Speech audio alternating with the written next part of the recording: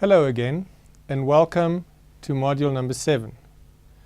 This is the final module, and it is a module in which I would like to take you out and to look at the profession from the outside in. I will include part of our life, and it's a bit of motivation as well. So please join me for this module.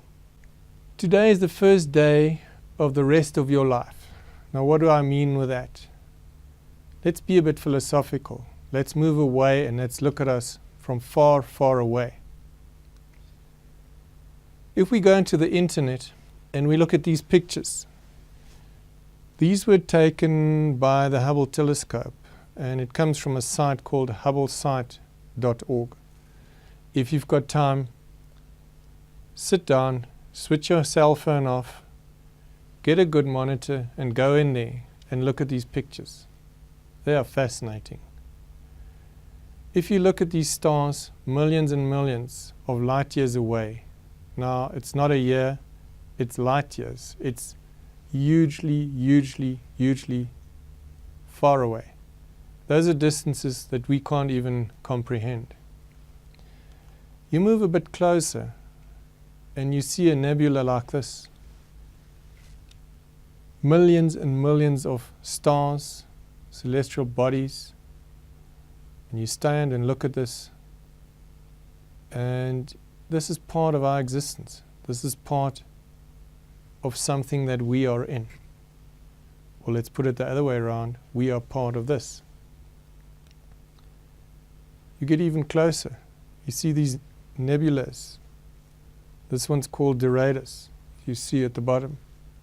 Once again, thousands and thousands and thousands of stars. Nobody knows how many there are. Some of them don't even exist anymore. They might have faded, but the light is still traveling. This is how far they're away from us. Then we go a bit closer. One of our closest neighbors, one of the planets of our solar system, Mars. And you know how long it takes for a human expedition to get there. A couple of years. Traveling at a speed that we can't even think of. This is where we live, our planet, the blue planet, as the first astronauts termed it. Earth from space looks blue, and it's beautiful. There are 6 billion of us, in fact, just over 6 billion of us now. Once again, nobody knows. Each of us consists of millions and millions of cells. Not one of us is exactly the same. The question is, we live for 75 years on average on this planet.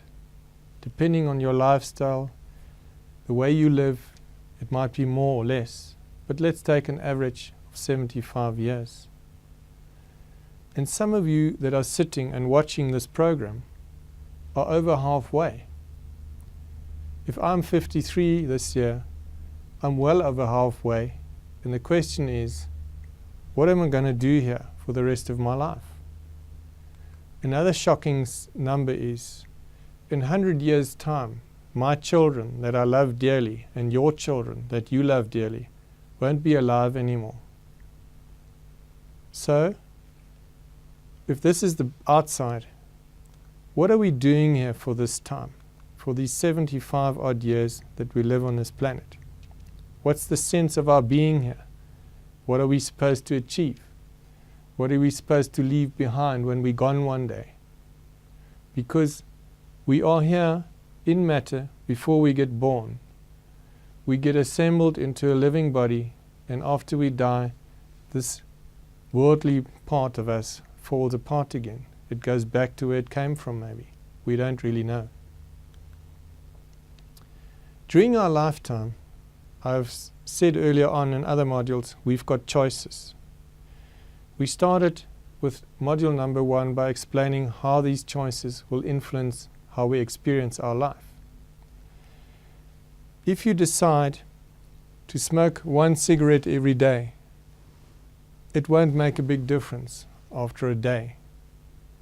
It also won't make a difference after 2 or 3 or 4 days, or maybe even after a year.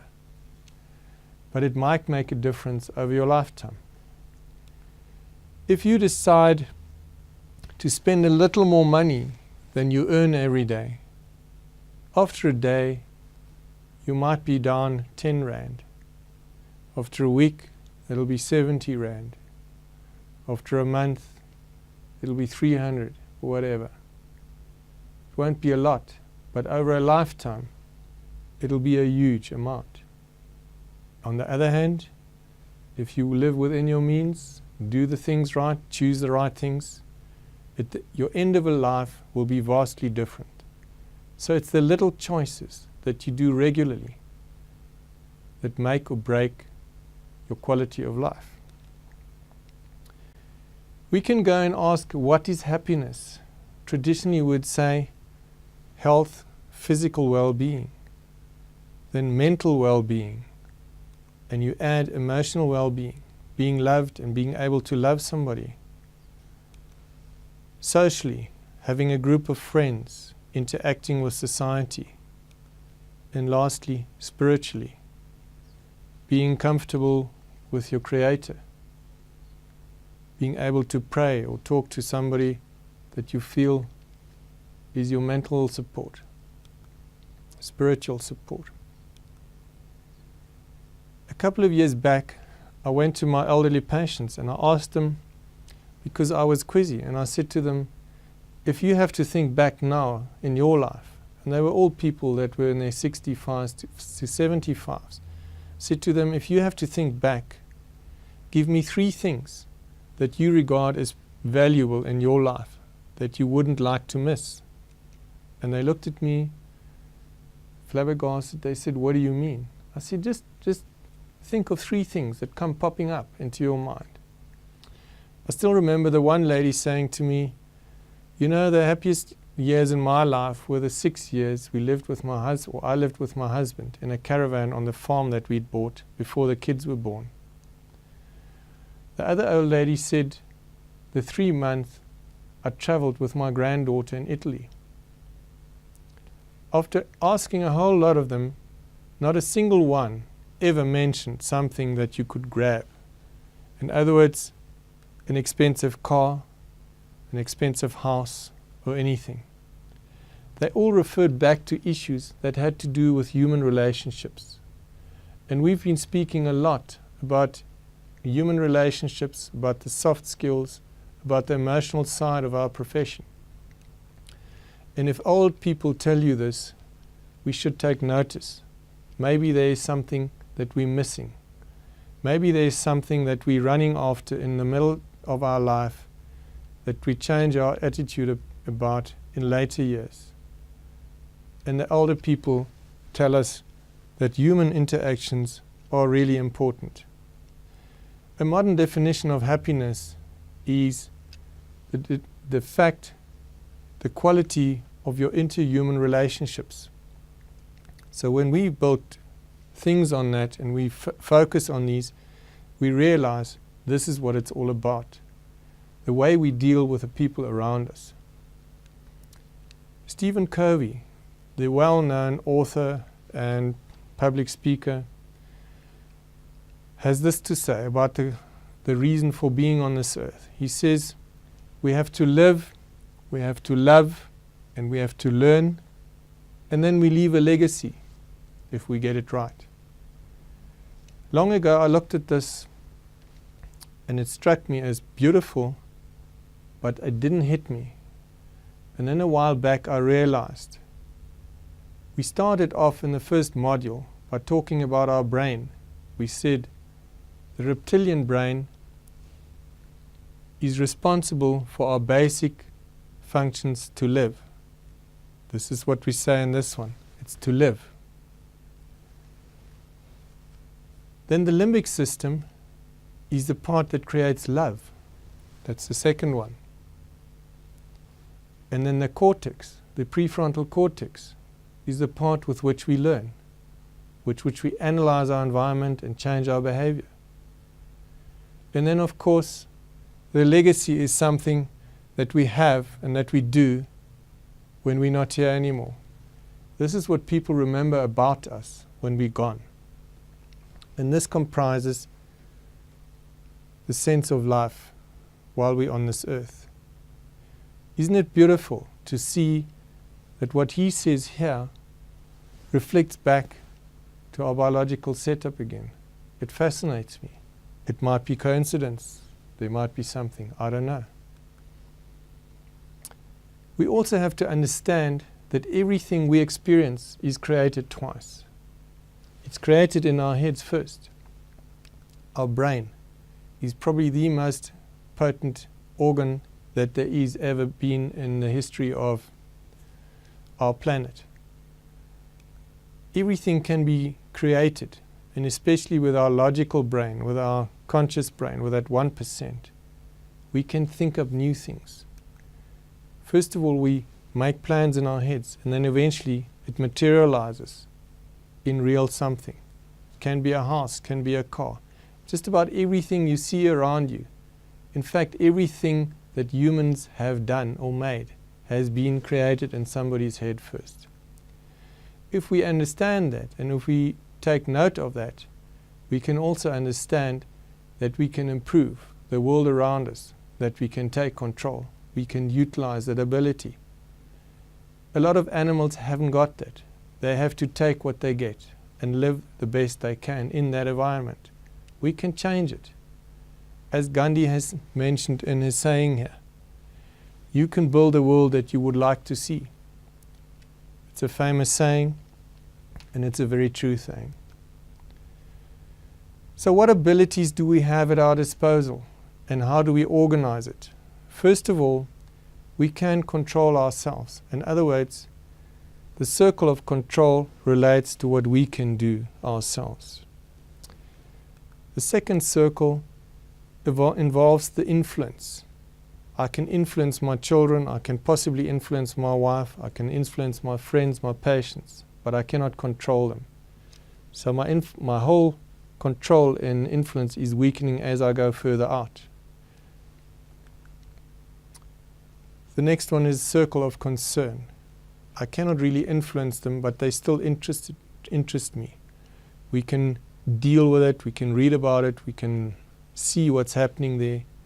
And then, of course, in our world, there's a circle that doesn't interest me. I can't influence it. I'm not really interested because it's too far away from me. It's just nice to see or to be conscious of it. I will give you a moment to read this because I think it's very, very strong and very potent.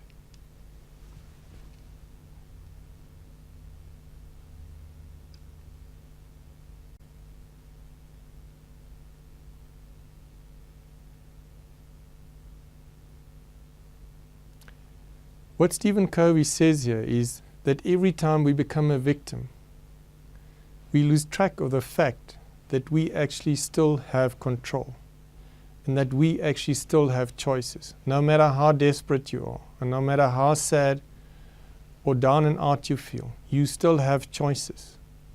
And the trick is to start utilizing them and then use them to improve your life and your experience of your life.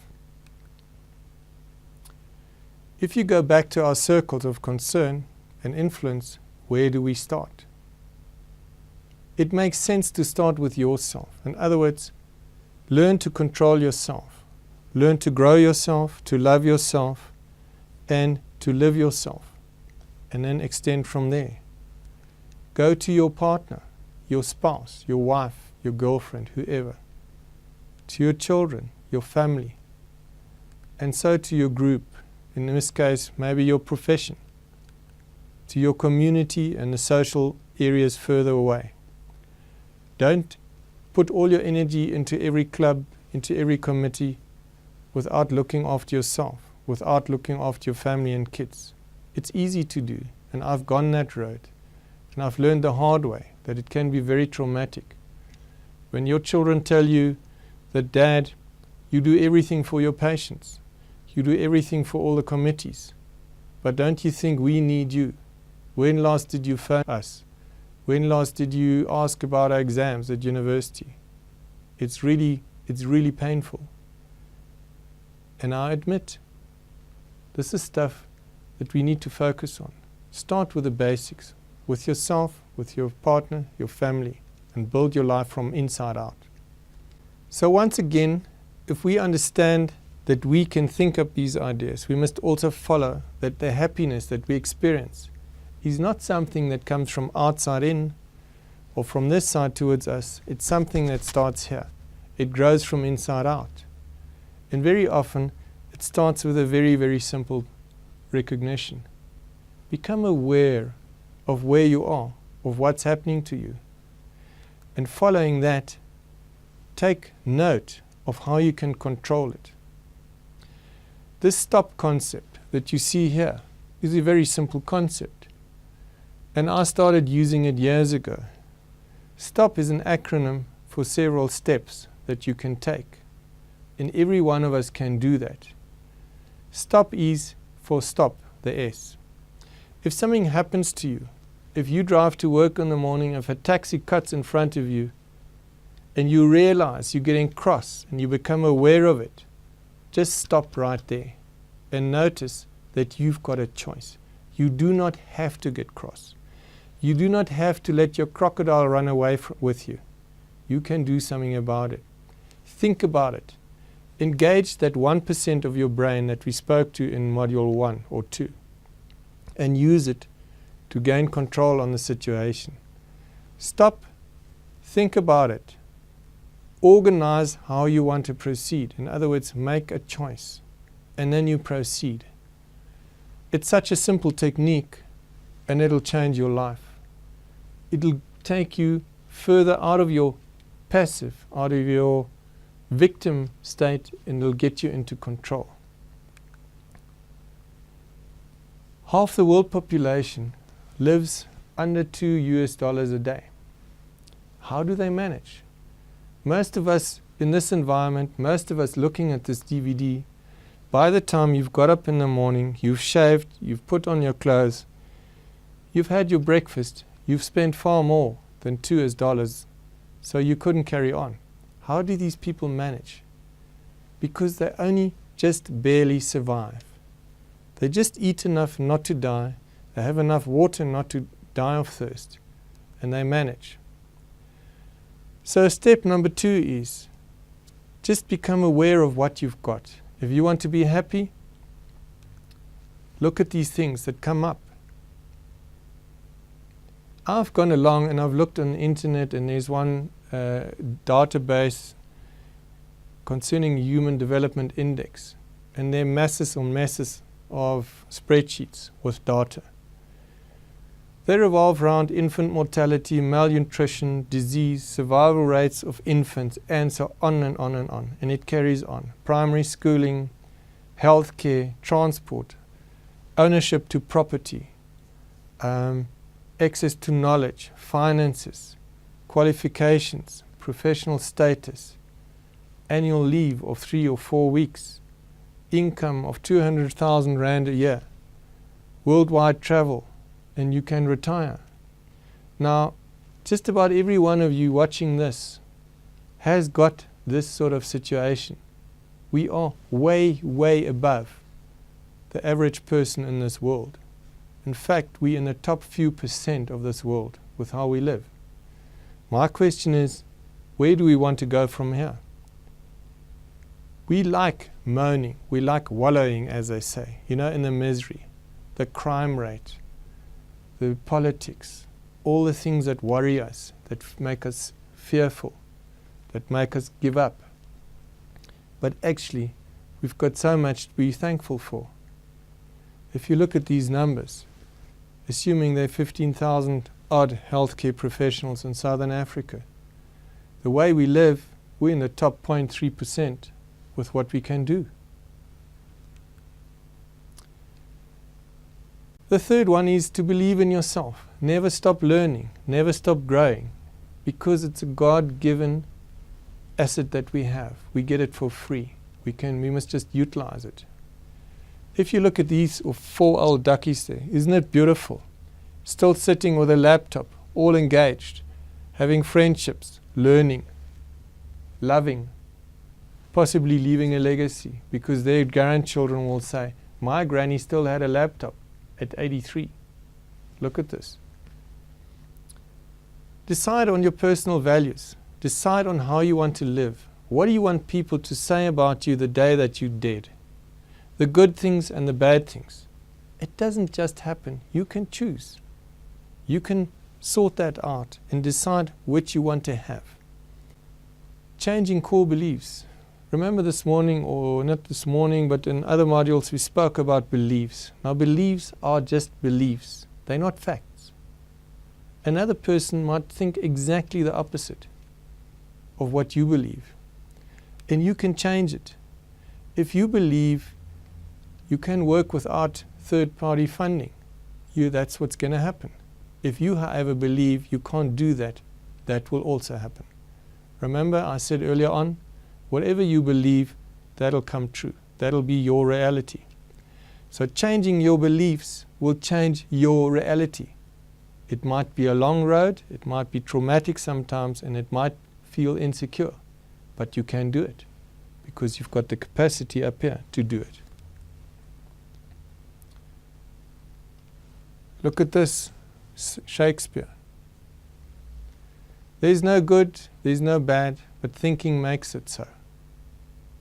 Words of wisdom from long time back. What do you exactly want? Are you just drifting along? Are you just accepting? Are you like a piece of polystyrene in the waves, just being drifting along? Or do you actually have a choice in how you want to be handled? What's going to happen to you? I believe we've got huge choices. We are not passive. We are not supposed to be on this planet as passive pieces of matter. We are active. We can live, we can involve, and we can engage our environment. Look at these pictures.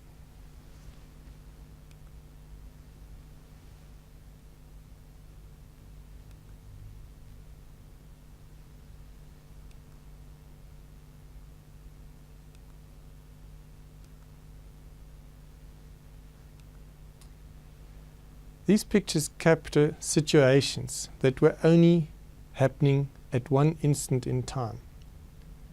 Never before and never afterwards has this situation be the same. Why do I put this in here?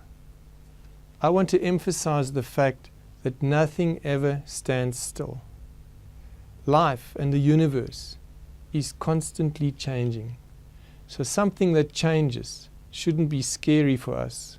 It should be normal. Unfortunately, we've got an inherent need to feel secure. So anything that's different threatens us. But we can learn to accommodate it, and we can learn to use it to grow.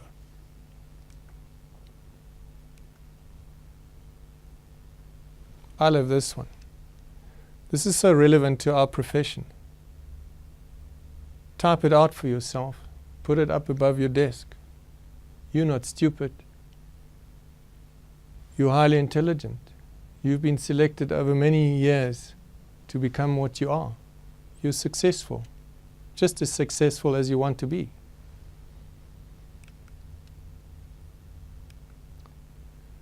Don't just let things happen. Become involved. Sit down, decide what you want, and then implement it, bit by bit. Even if you grow 1% per year, at the end of your life you'll have a distinction. So if you can't do something today, do it over time. Life is not a sprint, it's a marathon. And only the people that carry on and on become successful.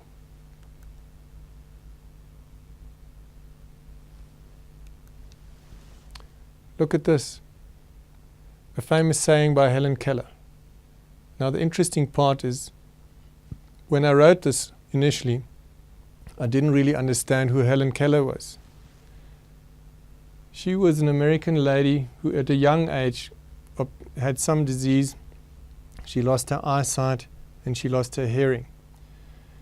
And she went to a lot of very traumatic years, and she had a young nanny or nurse, whichever you call it, which made a commitment, and her commitment was to raise Helen to the best that she could do.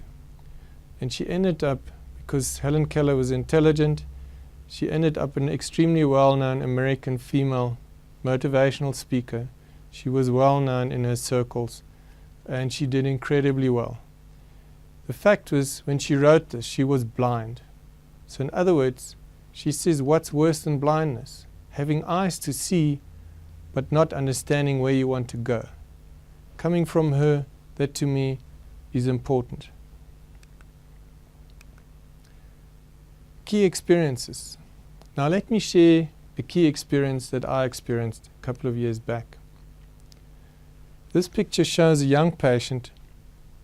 In fact, she was about 9 years old, and she was a keen rider, and she'd gone to another town in Namibia, about 200 kilometers away from her home.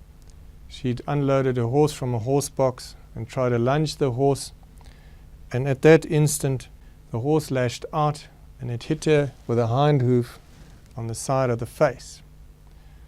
The resulting wound, blood everywhere.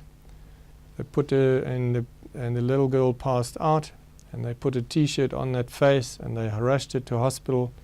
It was a small town, and the local GP did a fantastic job, sutured up, stopped all the bleeding and got her stable. And this was the first evening.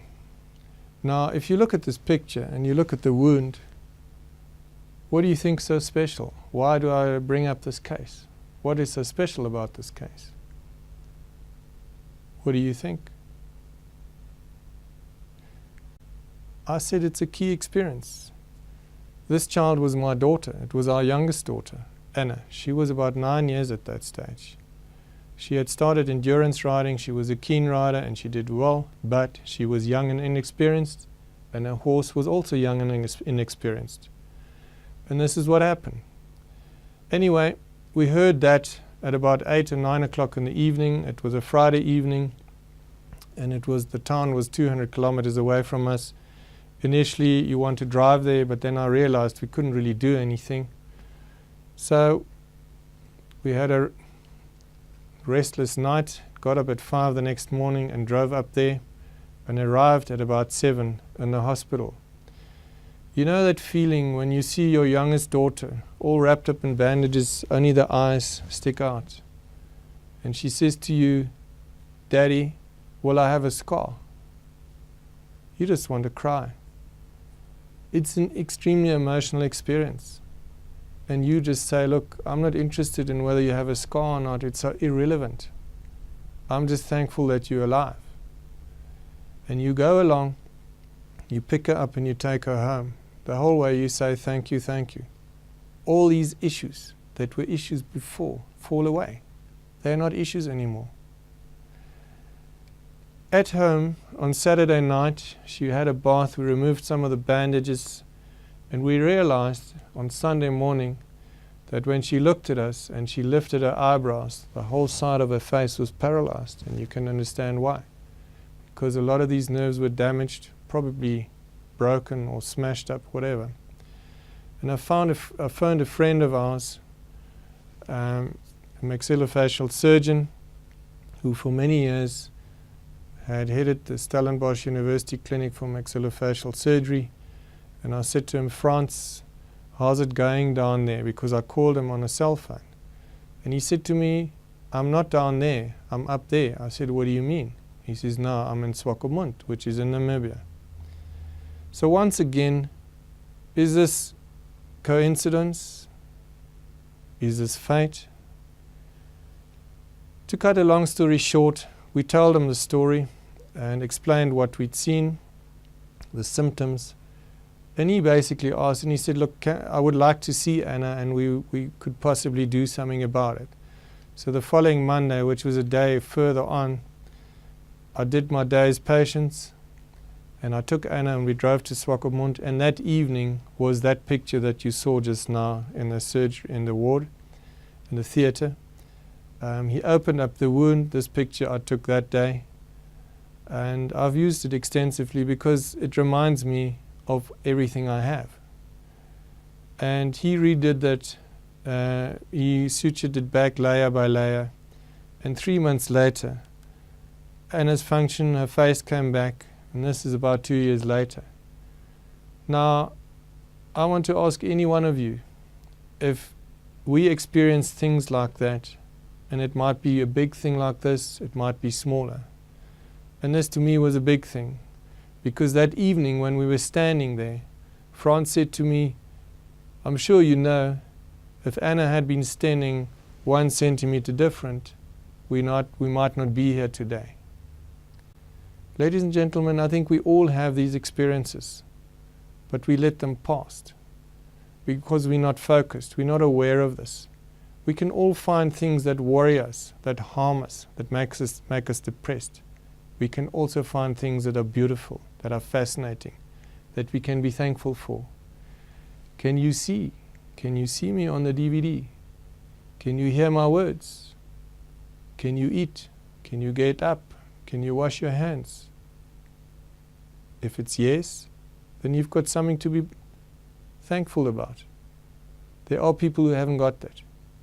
And you realize only, especially in health, we see it every day. We work in healthcare, and we realize how difficult it is for people who lose some of these functions, and how great it is to have them when you see a young, healthy person. Anna carried on. She carried on with her riding career, and she did extremely well. She won a lot of competitions. She enjoyed herself. She became Rider of the Year in her age group. She won all Africa championships. And currently, she's finished her school now. She's doing a gap year in America where she works on a horse trail ranch, preparing for the World Cup in endurance riding to be held in September in 2010. I'm sharing this story with you because I'm grateful. I'm thankful for what I have. And I use this to remind myself what a great life we have. Go back and look at setbacks and understand that they are stepping stones, maybe to stimulate you, to be grateful, to enjoy the things you have. We live in, I believe, the most beautiful area in this whole world. I know well there are issues that worry us every day. The security, all the negative things we get told by the press.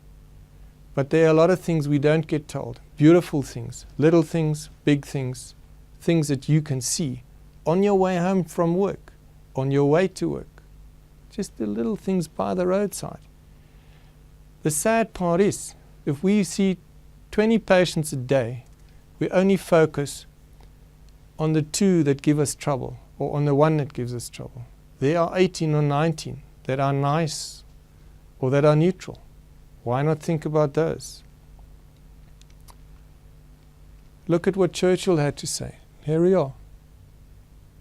Read it. Stop the DVD and think about it. Or write it down. Take it with you. Put it on your bathroom mirror. Don't forget it. We in a healthcare environment, it's time we give back, because if we give back, we get happiness, we get satisfaction. This is heavy coming from me. I've stood here for 7 modules, spoken about money, how you should streamline your practice, how you should make more money. And now I tell you, you should give back. It's part of everything. We can't just take, we have to give back. And giving back, we know today, makes us happy. So utilize it. You can choose. Remember, you've got all the tools in your heads. You got that for free the day you were born. In fact, the day you were created. And you can use it or you can choose not to use it. But the choice is yours. You can choose to be active or passive. You can choose to have control.